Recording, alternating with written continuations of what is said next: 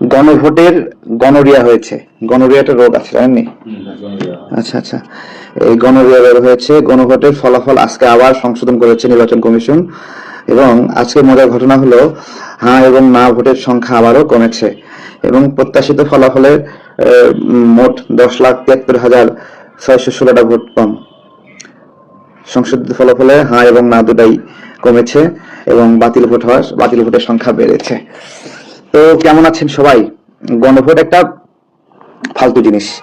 বাংলাদেশে যতগুলো গণভোট হয়েছে এখন পর্যন্ত কোনো গণভোটই ভালো না। গণভোট ক্ষমতায় থেকে ক্ষমতাকে দীর্ঘায়িত করার জন্য একটা প্রক্রিয়া। ডক্টর ইউনূসের যে গণভোট, সেটাও কি ক্ষমতা দীর্ঘায়িত করার একটা প্রক্রিয়া?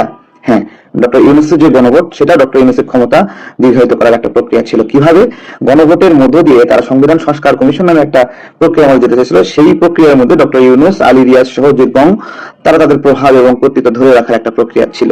সে কারণে 2026 যে গণভোট, সেই গণভোটও ক্ষমতা বিলম্বিত করার আপনার হলো একটা প্রক্রিয়া। যাই হোক, এই গণভোটটা যদি ভোটের সঙ্গে না হতো, আপনার হলো জামাত শিবির বলছিল না যে গণভোট আলাদা হবে, এনসিপি আলাদা হবে, তো সেটা যদি আলাদা হতে দেওয়া উচিত ছিল। আলাদা যদি হইতো তাহলে ধরেন 5% মানুষও গণভোটে ভোট দিতে যেত না। আর তখন কি করতো? জামাত শিবির, এনসিপির লোকেরা ভোটের কাগজ ছিঁড়ে গিয়ে এখানে গিয়ে ভরতো। এবং আলটিমেটলি এই গণভোটের মাধ্যমে যেটা প্রমাণিত হচ্ছে, সেটা হলো জামাত এনসিপির ষড়যন্ত্র। এটা হলো আপনার একদম বাতিল হয়ে গেছে এই ষড়যন্ত্রটা। এখানে বিব্রতকর সত্ত্বেও অনেকে হ্যাঁ ভোটের পক্ষে বলেছে। বাস্তবে এই হ্যাঁ ভোট যদি অনেক ভালো করতো, অনেক ভালো, মানে এখন তো যেটা করছে সেটা হারুয়া না ভোট, মানে হারুয়া হ্যাঁ ভোট। এই হ্যাঁ ভোট তো হেরেছে। এবার যেটা হ্যাঁ ভোটটা হয়েছে সেটা তো হেরেছে। এই ভোটটা কিভাবে হেরেছে আমি আপনাদেরকে বলছি।